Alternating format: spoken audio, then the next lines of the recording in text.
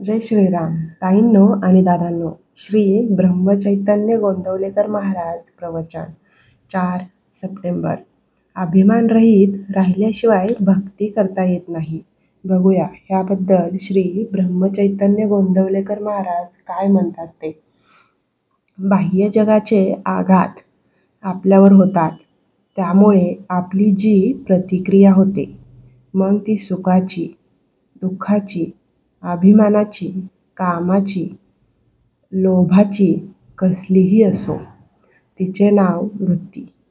ही वृत्ती स्थिर ठेवणे हा खरा परमार्थ. परमात्म्याकडे वृत्ती वळविणे म्हणजेच भक्ती करणे होय. भगवंताच्या भक्तीने विषय बेमालूम नाहीसा होतो. भक्ती ही अत्यंत स्वाभाविक आहे. ती प्रत्येकाला हवीच असते, कारण भक्ती म्हणजे आवड, आणि कसल्या तरी आवडीशिवाय मनुष्यच सापडणार नाही. मात्र अभिमानरहित राहिल्याशिवाय भक्ती करता येणार नाही, आणि भक्तीविने भगवंत नाहीच प्राप्त होणार. भगवंताचे प्रेम भगवंता वाचून इतर कुणाला देता येत नाही.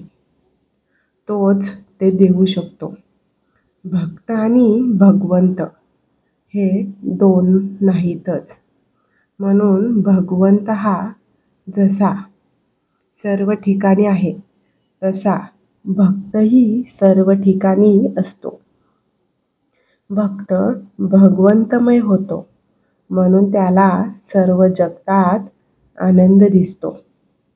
मी नाही आणि तू म्हणजे भगवंत आहेस, किंवा मी तोच म्हणजे भगवंत आहे, असे जाणणे आणि तसेच कृतीत घडणे हेच परमार्थाच्या तत्वज्ञानाचे सार आहे. आणि हे साधायला भगवंताचे अनुसंधान हेच मुख्य साधन आहे.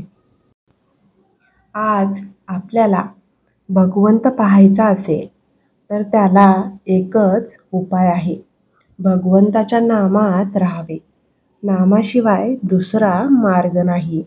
वाहत आलेले नाले तिच्यात मिसळले तरी गंगामाईचे पवित्रपण जसे कायम राहते, त्याचप्रमाणे आमचा प्रपंच कितीही गढूळ असला तरी भगवंताची आठवण त्यात ठेवली तर त्याचे गढूळपण मग कुठून राहील.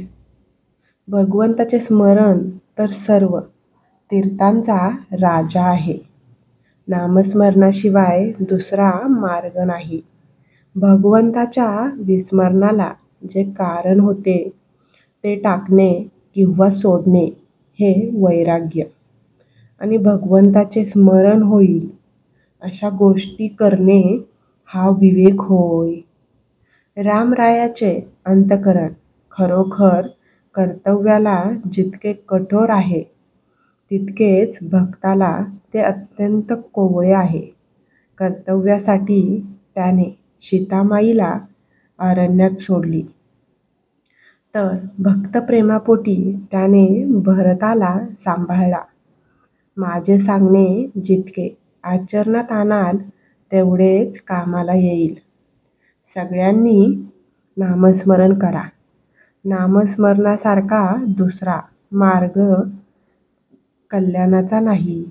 जे सहज आपल्या जवळ आहे, अत्यंत उपाधिरहित असून कुणावर अवलंबून नाही, असे जर काही असेल तर ते भगवंताचे नाम आहे.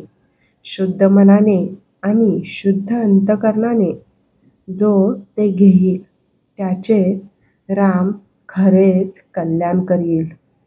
बोधवाक्य. सर्व सृष्टी रामरूप दिसणे हेच भक्तीचे फळ आहे. प्रवचनाच्या शेवटी आपण सर्वांनी मिळून श्रीरामाच्या नामाचा जप करूया 11 वेळा.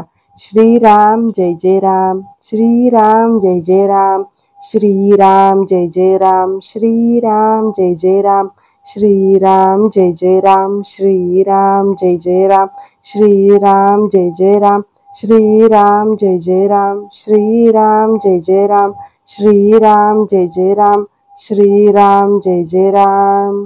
श्रीरामाच्या चरणी नमन करून मी आजच्या प्रवचनाचा शेवट करते. धन्यवाद.